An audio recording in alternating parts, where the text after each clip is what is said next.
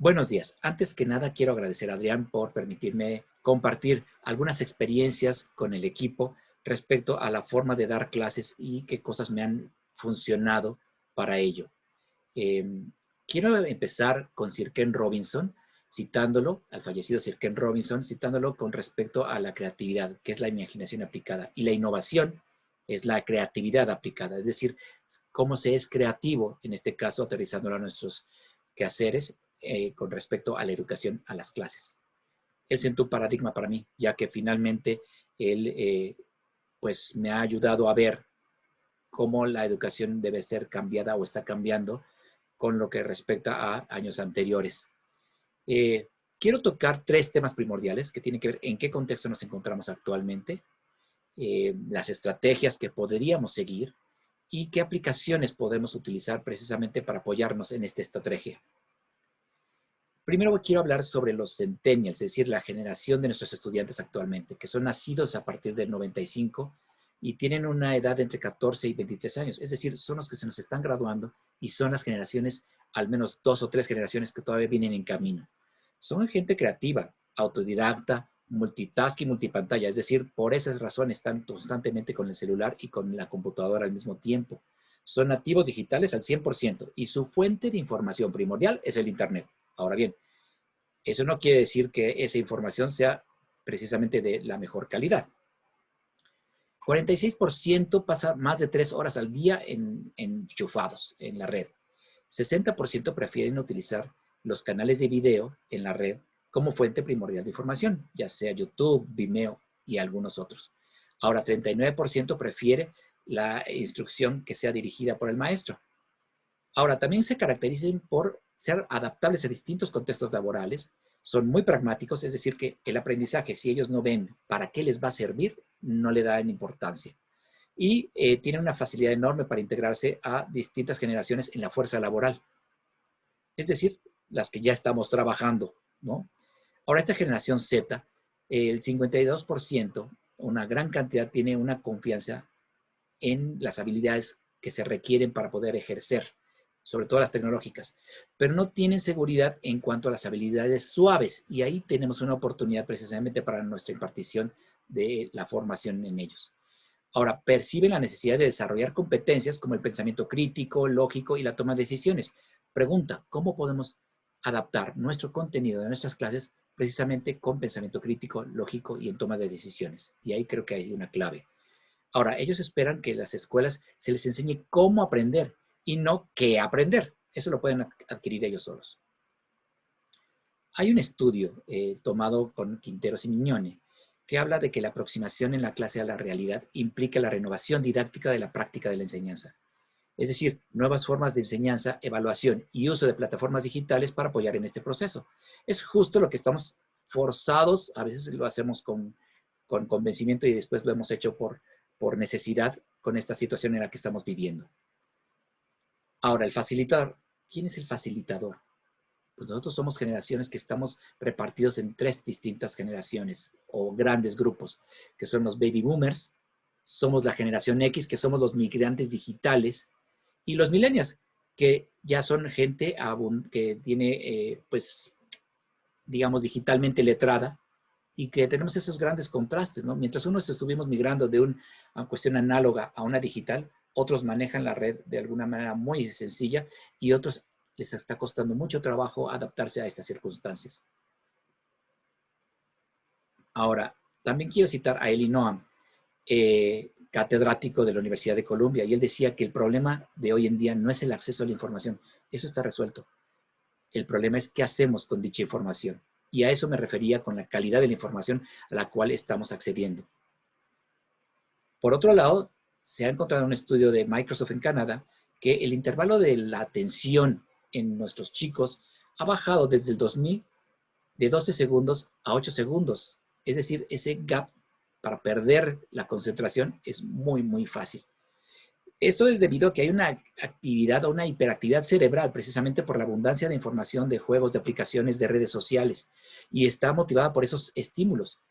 Están en una constante búsqueda de dopamina, es decir, buscan la motivación y la recompensa.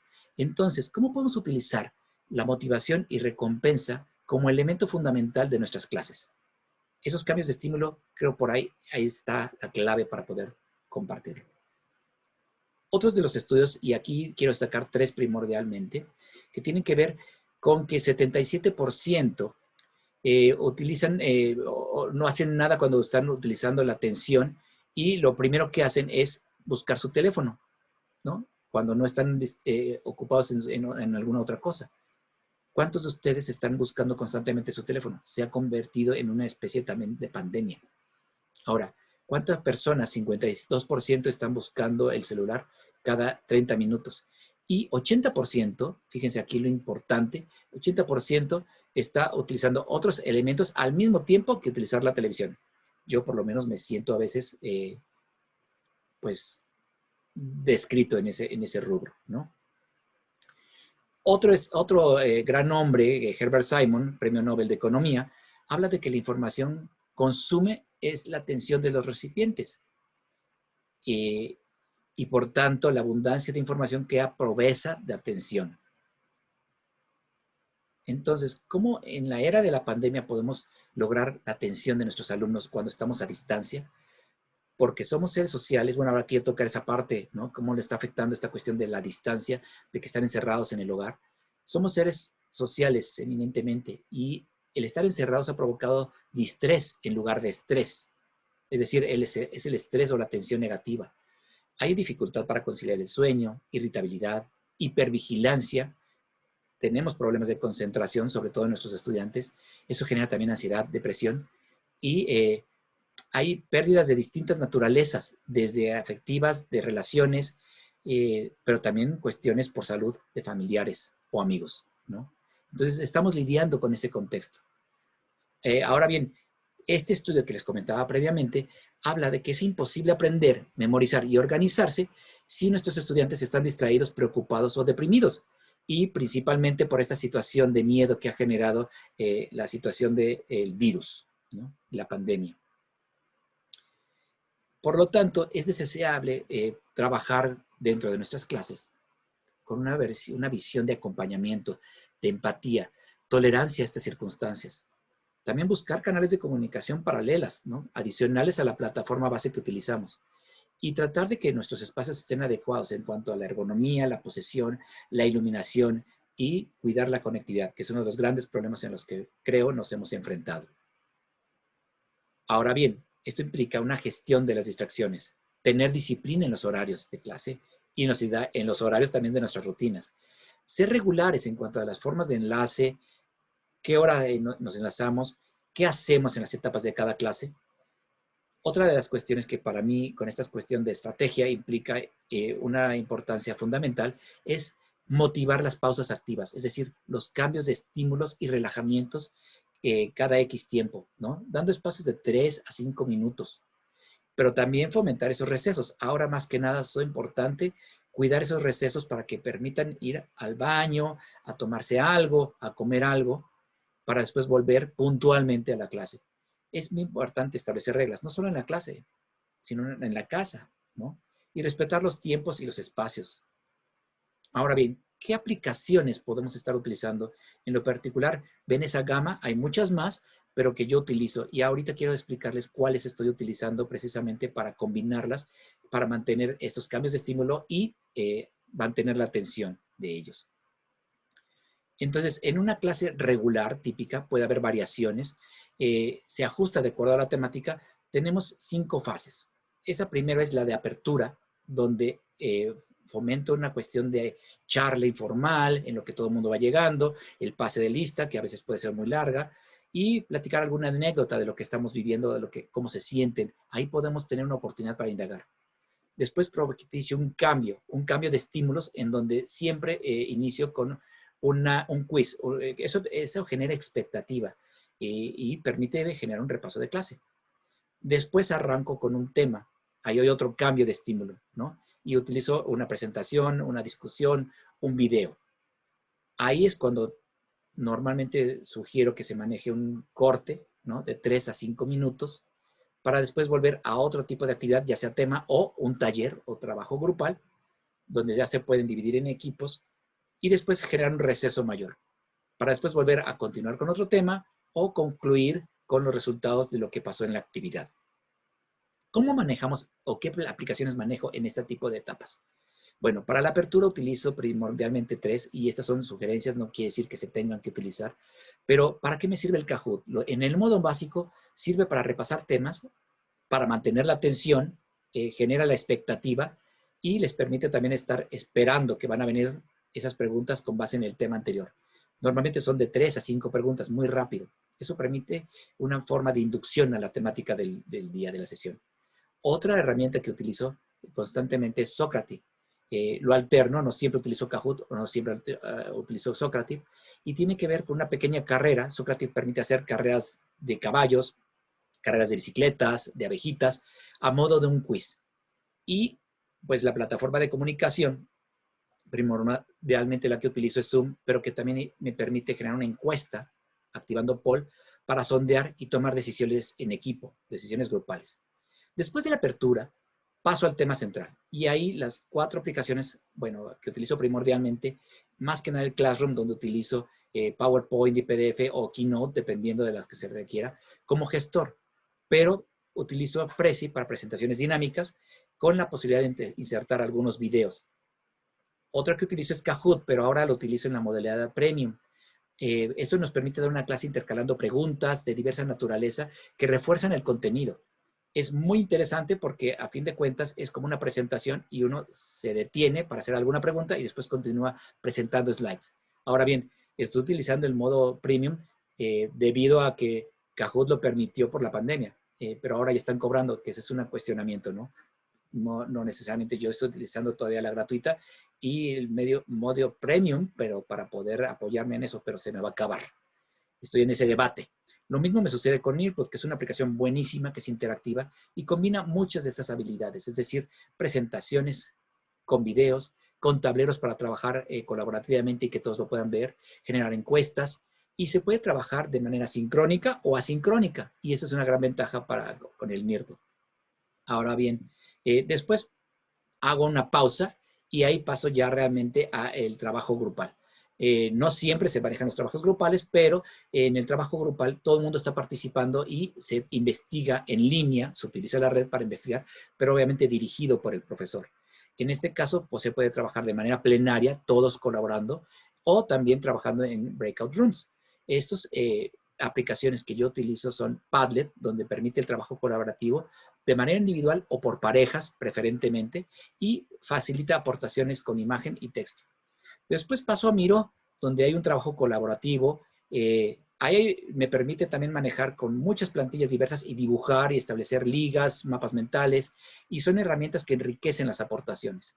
Todo el mundo puede verlo al mismo tiempo. Lo mismo pasa con Google. Hay muchas otras plataformas para generar mapas mentales, pero esta me gusta mucho porque finalmente todo el mundo está construyendo al mismo tiempo y participando. Otra herramienta que también puedo utilizar o utilizo con cierta frecuencia es Stormbolt, que permite también el trabajo colaborativo y a diferencia de Miro, esta tiene plantillas preconfiguradas para dinámicas relacionadas a negocios, emprendimiento, administración. Sin embargo, tiene la desventaja de que es monocromática, entonces es un poco más, menos divertida, por así decirlo. Mientras que Miro es muy, muy atractiva. Claro, también todas estas tienen sus versiones premium que no utilizo. Yo utilizo todas las gratuitas. Ahora bien, ¿qué herramientas auxiliares utilizo para esto? Utilizo, por supuesto, que Zoom y aprovecho la limitante de Zoom de 40 minutos, que es la versión gratuita, para gestionar mis recesos. Es decir, por ejemplo, cada 30 minutos hago un pequeño receso de los que ya comentaba previamente y después vuelvo a iniciar. Eso me permite cerrar la sesión y volverla a abrir. Eso sí, hay que ser muy regular y disciplinado con esos cierres y arranques. También utilizo el Pomodoro, la técnica de Pomodoro Tracker, y lo tengo a la mano, por ejemplo, aquí lo tengo ahorita en la computadora y aquí en un iPad al lado, que me permite estar midiendo el tiempo de 25 minutos 5 que se puede administrar. Finalmente, también utilizo Will Decide ocasionalmente para que se hagan decisiones grupales o se asignen temas de manera aleatoria. ¿Por qué utilizo esta? No tanto por dedazo o por yo definirlo, sino porque a la hora de hacerlo aleatorio también permite generar la atención y la expectativa en los alumnos. Entonces eso ayuda a mantener la atención. Para comunicación utilizo Remind Me, que es un canal de comunicación que sirve para la educación y permite generar un canal aparte, distinto a los que utilizamos convencionalmente. También utilizo WhatsApp, pero en lo personal me gusta más utilizar Remind Me porque de alguna manera es un canal exclusivo. Entonces ya todo el mundo sabe que por ahí es la comunicación, como me pueden encontrar o como yo les puedo encontrarles. Y no con WhatsApp, que finalmente aquí lo que está sucediendo es que se llega a una saturación de información. Como conclusión, quiero compartirles algunos puntos que tienen que ver con que estas circunstancias en las que estamos viviendo nos ha orillado a un uso más intensivo de las tecnologías de la información para la enseñanza. El tema es que podemos aprovecharlas en beneficio de nuestras clases. Ahora bien, la atención se puede optimizar en beneficio de la enseñanza al cambiar los estímulos de manera constante y de una forma regular. Y el cambio de estos estímulos se puede lograr con el uso combinado de aplicaciones. Yo recuerdo el caso de una de mi alumna justo en este semestre en el que de pronto llegó a la red, entró, la dejé pasar del waiting room, pero por equivocación yo siempre los permito que entren al waiting room y después en grupo los permito entrar, pero lo que sucedió en este caso es que ella entró solita y los demás estaban en el waiting room, entonces se sintió completamente desconcertada. Y me preguntó si iba a haber Kahoot, y yo le dije que no, que iba a utilizar otra aplicación sorpresa. Y con decepción me contestó, ay, profe, ya nos tienen mal acostumbrados. Entonces quiere decir que ya estaban inclusive interesados en que hubiera un Kahoot para poder iniciar la clase. Entonces, bueno, el tema de cambiar estímulos de esta manera nos ayuda a lograr el uso combinado, se puede lograr con el uso combinado de aplicaciones y nos permite gestionar y medir los tiempos para poder ayudar a mantener un ritmo. Ahora es importante combinar estas dinámicas con pausas activas y recesos. Inclusive, por ejemplo, yoga. Esas pausas activas implican cuando uno está sondeando al inicio y que el grupo está un poco bajo de energía, es bueno inclusive pues levantar las manos, girarse y hacerlo en grupos sin miedo, ¿no? Fomentar que aquí hay un tema de respeto. Bueno, pues espero que esto les haya sido de utilidad. Les agradezco mucho. Mi nombre es Raúl Moisen y bueno, quedo a sus órdenes por cualquier cosa.